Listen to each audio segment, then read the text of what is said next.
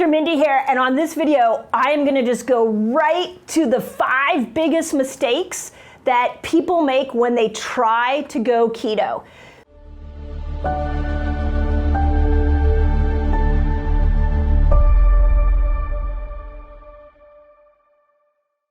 Okay, here are the 5 mistakes. Ready?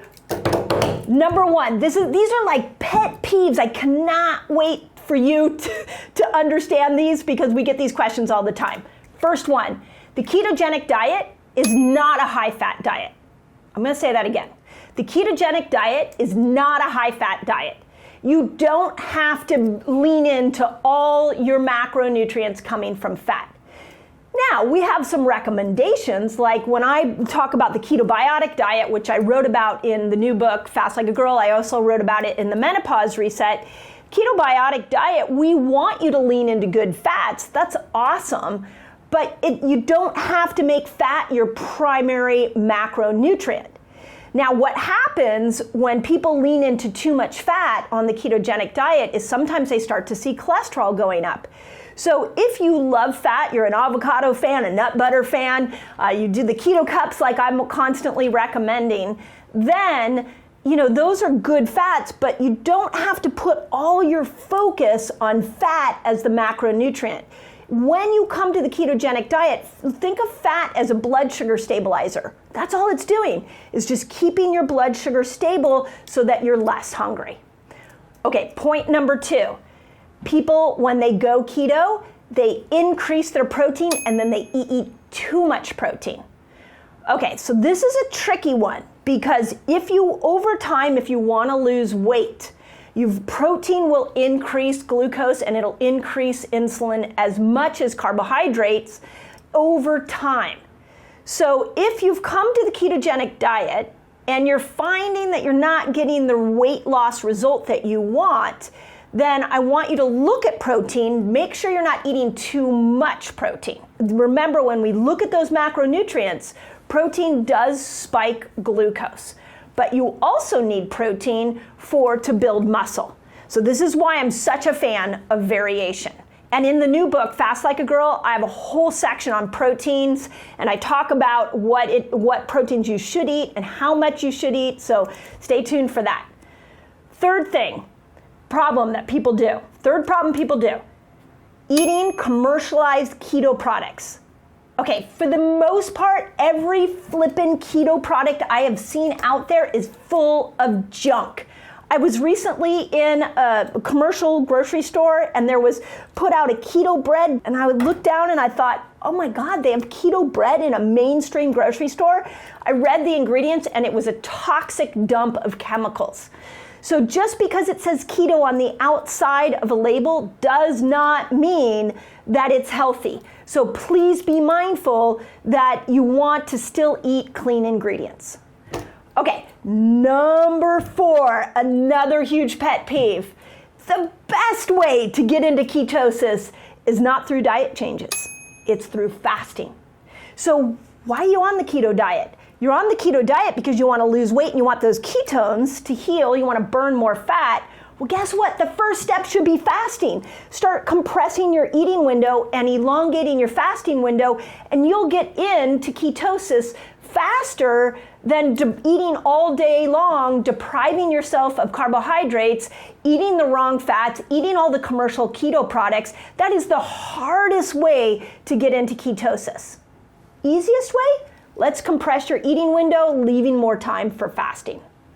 Okay, number 5, and this is another pet peeve, is the biggest mistake people make with the ketogenic diet is whatever path in they find, they get so excited about how they feel, they keep eating the same way, they keep fasting the same way, they do not vary in and out of ketosis.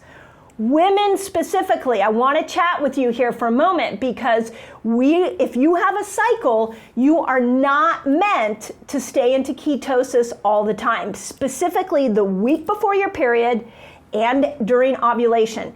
In the new book, Fast Like a Girl, I map out everything a woman needs to know about fasting, and the ketogenic diet is in that book. So just put Fast Like a Girl in the comments and my team will send you a link. But the important part I want you to understand is the ketogenic diet, especially for women, is made to cycle. And if you have a normal menstrual cycle or a regular menstrual cycle, you will cycle it to that. Postmenopausal women, I have a whole nother strategy for you. I have other videos for you. I have a whole book for you. It's called The Menopause Reset. You can find it there. Men, you don't have hormones to map it to, but you definitely need to cycle it. Ketogenic diet is fabulous in the beginning for men and women, but if you stay there and you don't go in and out of what we call feast-famine cycling, it may be more difficult. So those are my 5 things that I really encourage you to avoid, traps to stay away from. I really hope it helps. Okay, check this out. I have a free fasting guide for you all. It's free, and it's going to teach you all the basics of fasting. It's going to teach you how to kill hunger when you fast, which is really cool, and it's going to show you how to break your fast, among many other things. All you got to do is click on this link right here and enjoy. On this video, I want to bust a myth about the ketogenic diet. And that myth is that in order to get into ketosis, you've got to elevate your fat intake. So remember, when we are pairing our food with our fasts, in the food realm, we don't think about calories, we think about macros. And there are 3 macros that we have to think about when it comes to our blood sugar and metabolic switching. So the first macro is carbohydrates. Now, here's what you need to know about carbohydrates. Not all carbohydrates are made equal. So a simple carbohydrate like a cookie or even a piece of bread is going to spike that blood sugar really high. And as high as that blood sugar goes, that is going to make it more difficult to get into the fasted state. It's also going to fill your glucose bucket, where you're going to start to see that your glucose numbers are higher on a fairly regular basis. So as a general rule, when you're applying the principles of a fasting lifestyle, we want to lean into these simple carbohydrates in very minimal amounts. Now with bread, you don't have the sugar in it, so it may spike your carbohydrate load a little less. It's not going to have as strong of a glucose reaction, but the best carbohydrate is what I call nature's carbs. And nature's carbs are powerful because they have fiber in it. And that fiber combined with the carbohydrate load of a vegetable or a piece of fruit makes it so that your blood sugar doesn't spike as high as it would with a piece of bread. Now, the second macro that we love when we're building a fasting lifestyle is protein. And protein is really powerful for 3 reasons. 1, it kills hunger. 2, it takes longer to absorb in your body, so the glucose response is not going to be as high. And 3, many times it can actually, if you pair it with a carbohydrate, it can actually slow down even the absorption of that carb if you're combining the 2 together. So from a ketogenic standpoint, protein is amazing. Now, what about fat? This is what this whole video is about. With fat, the reason we love fat is because look at what it does to your blood sugar. It is slow, stable. For many of you, fat is going to lower your blood sugar. And if your blood sugar stays in these lower levels here, you will be able to get yourself over into the fat burner place, over into ketosis a whole lot quicker. So the question that we started off with here was, do you have to eat fat on the ketogenic diet? And I want to go into a little more of the nuance of that question and say, do we need to eat fat to get into ketosis? And the answer to that second question is no. So you can eat smart carbs, make sure you're eating the right carbs, make sure you're leaning into protein, and enjoy fat. I'm not saying don't enjoy fat. There's a lot of great benefits to fat, but you can still tap into this fat burner system by eating smart carbs, leaning into protein, and doing less fat if you're concerned about that.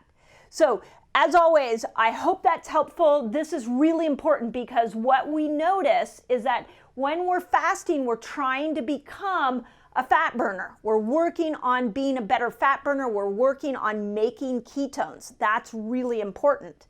And in order to become a better fat burner, we have to be better at our sugar burner system, which is where these macros come into place. Okay, are you fasting and you're still not losing weight? Check out this video because you might be missing a key part of your fasting experience that's gonna unlock weight loss. So if you think about it, all the humans that emerged out of that time have the gene that allows us to go without food, and that gene they believe is in all of us today.